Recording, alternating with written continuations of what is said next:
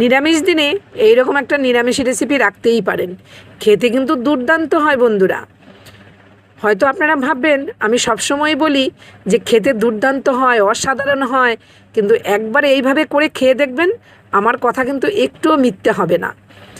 চলুন চলে যাচ্ছি মূল রেসিপিতে। দুটো ঝিঙে ছিল, বেশ বড় বড় দুটো ঝিঙে ছিল। ঝিঙেগুলো ঠিক আমি এইভাবে কেটে নিয়েছি, আর একটা আলু আমি এরকম পাতলা করে কেটে নিয়েছি। আজকে আমি আপনাদের সাথে শেয়ার করব ঝিঙে পোস্ত।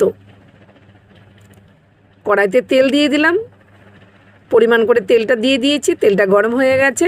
এবার ঝিঙেটা আমি ভেজে নেব। গ্যাসের ফ্লেমটাকে হাইতে রেখে ঝিঙেটা নেড়ে চেড়ে লাল করে ভেজে নিতে হবে। অবশ্যই গ্যাসের ফ্লেমটা হাইতে রাখতে হবে, নইলে কিন্তু ঝিঙে থেকে জল বেরিয়ে আসবে, ঝিঙেটা একদম গলে যাবে।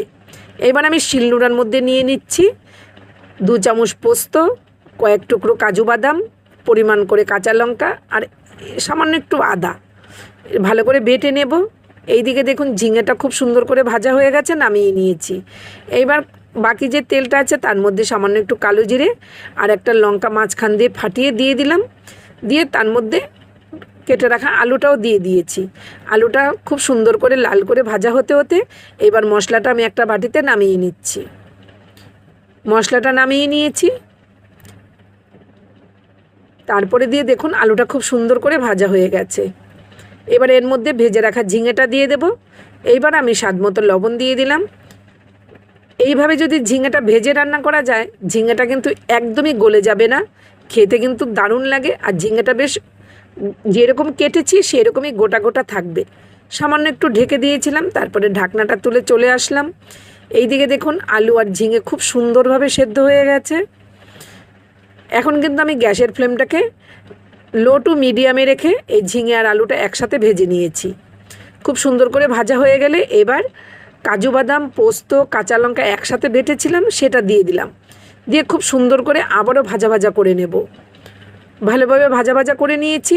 তারপরে সামান্য একটু গরম জল দিয়েছি, এই ধরুন 3 থেকে 4 চামচ গরম জল দিয়েছি। দিয়ে আমি আবারও সামান্য একটু ফুটিয়ে নেব।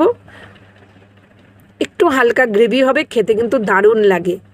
যেহেতু নিরামিষ রান্না ঝিঙে পোস্ত করছি সেজন্য একটু মিশ্রি গুঁড়ো দিয়ে দিলাম। ব্যাস কমপ্লিট হয়ে গেল আলু দিয়ে ঝিঙে পোস্ত। এইবার আমি একটা বাটিতে সার্ভ করে নিচ্ছি।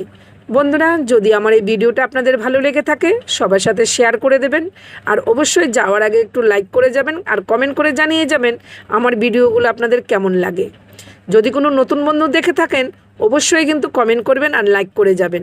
ফেসবুক থেকে ফলো, ইউটিউব থেকে সাবস্ক্রাইব করে আমার পাশে থাকবেন। দেখা হচ্ছে নতুন রেসিপিতে। আজ আসি, টাটা।